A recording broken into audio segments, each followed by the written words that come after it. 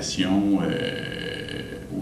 dans le dossier linguistique très importante qui a coloré la plateforme du RIN. Puis bon, c'était la revendication indépendantiste. Donc, on a vu avec les années ce discours-là devenir de moins en moins évident. Le discours est devenu de plus en plus correct politiquement. On a connu toutes sortes de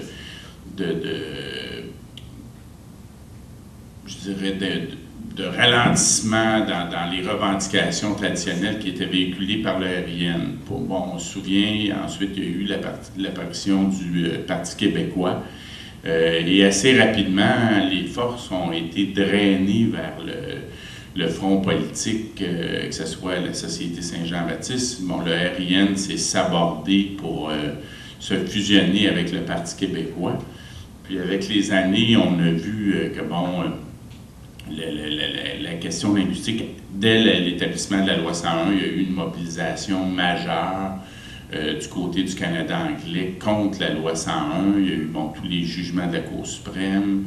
Il y a eu le financement de groupes de pression anglophones comme Alliance Québec, qui est aujourd'hui devenu le Québec Community Network Group. On a connu la Constitution de 82 avec Pierre Elliott Trudeau. Bon, on ne fera pas toute l'histoire que suivi le RIN, mais bon, ensuite, il y a eu le règne du Parti libéral sous Robert Bourassa, où là, on a vraiment massacré la loi 101. Il y a eu plus de 200 modifications établissant la loi 101. La dernière modification a été la loi 86. Et bon, ensuite, il y a eu le retour de Jacques Parizeau, le référendum en 95, l'arrivée de Lucien Bouchard et le virage linguistique du Parti québécois. Ce qui fait que, bon, de plus en plus de gens ont quitté les partis politiques et on a vu l'apparition d'une centaine de mouvements, que ce soit le RRQ, le Rassemblement pour un pays souverain, le mouvement souverainiste du Québec, les intellectuels pour la souveraineté. Il y a vraiment... il s'est développé là, des mouvements un peu partout parce que les gens sentaient qu'il n'y avait pas vraiment de mouvement et de volonté politique pour faire la souveraineté, pour défendre le français. Alors, je pense que c'est un peu, peut-être une évolution naturelle qui s'est produite. Au départ, le RIN a canalisé différents groupes indépendantistes qui s'étaient développés. Il a permis au mouvement indépendantiste de vraiment prendre un essor. Par la suite, ça a été le Parti québécois, René Lévesque, finalement des anciens de l'aile plus nationaliste du Parti libéral qui se sont coalisés avec le RIN. Et tous les efforts ont été mis dans la démarche politique. Je pense que ce qu'on voit après toutes ces années-là, c'est que ça prend un mouvement indépendantiste, une coalition très forte en dehors des partis politiques et un mouvement qui a pour seul objectif l'indépendance du Québec, qui va reprendre un peu la démarche du RIN, c'est-à-dire le travail de terrain, les assemblées de cuisine, du porte-à-porte ou du pointage sur l'indépendance. En ce moment, bon, on a lancé le mouvement Montréal français, on a repris les revendications au niveau linguistique parce que finalement, la loi 101, dès le départ, comprenait des compromis importants. On dit qu'il y a eu une dizaine de versions. Camille Lorrain est revenu une dizaine de fois avec son projet de loi 101 en étant obligé à chaque fois de l'affaiblir un peu parce que ça passait difficilement au caucus des ministres. Finalement, bon, on a fini par avoir la loi 101, mais une loi 101 quand même qui, le principe de base, c'était que le français devait être la seule langue officielle. C'était là pour éliminer le bilinguisme institutionnel, mais on est abouti à une loi, par exemple, qui, au niveau des services publics, des services gouvernementaux, ne prescrivait pas uniquement les services en français, laissait la porte ouverte. C'est comme si on considérait que les services gouvernementaux aux individus, ça, c'était pas du bilinguisme institutionnel. On disait que les services devaient être exclusivement en français pour les personnes morales.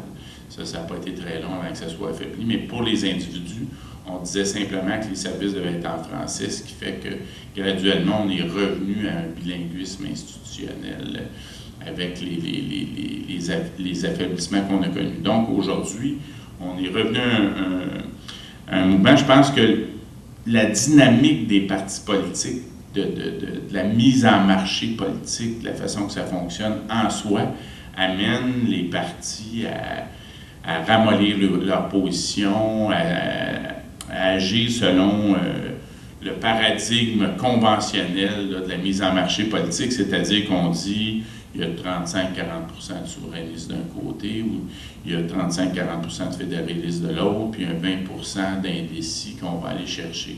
Ça, c'est un modèle qui semble intéressant, mais ce qui est étrange, c'est que ce modèle-là ne fonctionne pas du côté anglophone. Pourquoi du côté anglophone, il y a 95% ou 90-95% d'appui à la souveraineté, au fédéralisme?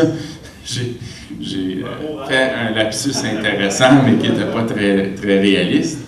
Et chez les allophones anglicisés, c'est un peu la même chose. C'est un taux très élevé d'appui au fédéralisme. Je pense que c'est parce que du côté anglophone, on joue les enjeux identitaires beaucoup plus fortement et de façon constante. On a juste à regarder à l'île de Gazette. Puis bon.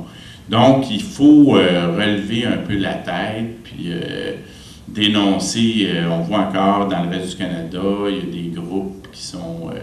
par exemple, l'Anglo Society cet été qui se promenait, qui demandait et qui obtenait de différentes municipalités qui votent de faire flotter leur drapeau, l'Anglo-Flag, sur l'hôtel de ville le 8 septembre parce que c'était la journée de la capitulation de Québec. Alors ça, c'est vraiment des groupes anti-francophones et il y en a beaucoup dans le reste du Canada. On s'est habitué à ne pas regarder ça. Il y a eu le mouvement partitionniste. Je me souviens, à cette époque-là, j'étais au Parti québécois, puis le mantra, si on veut, de Lucien Bouchard, c'était « il ne faut pas répondre aux provocations du fédéral ». C'est comme si à force de ne pas répondre aux provocations du fédéral, on est devenu vraiment amorphe. Et je pense qu'au contraire, il faut dénoncer ce qui se passe de ce côté-là pour que les gens comprennent que c'est pas nous, les racistes ou les xénophobes, là, c'est pas nous, la majorité, qui écrase la pauvre minorité anglophone. Là. On est 2% de la population en Amérique du Nord. On essaie de mettre des lois en place qui font seulement rétablir la normalité de ce qui se fait partout. Et on se fait accuser d'être xénophobe à cause de la loi 101 par des gens qui, eux, interdisaient carrément les écoles françaises dans toutes les provinces. Eux, qui ont fait... comme l'organisme, le livre de M. Bégin du RRQ l'a démontré, ce qui constituait un génocide culturel, finalement. Alors, c'est des choses qu'il faut dénoncer. Je pense qu'il faut rétablir une coalition qui ne remplacera pas chaque organisme, finalement, qui se sont développés, je pense, ont leur champ d'action, ont leur utilité. Donc, ce qu'il faut, c'est se coordonner et rétablir un mouvement indépendantiste fort, qui va fonctionner de façon autonome des partis politiques, pas contre les partis politiques, et qui va nous permettre de revenir aux enjeux essentiels qui étaient la base des revendications du RIN. Merci.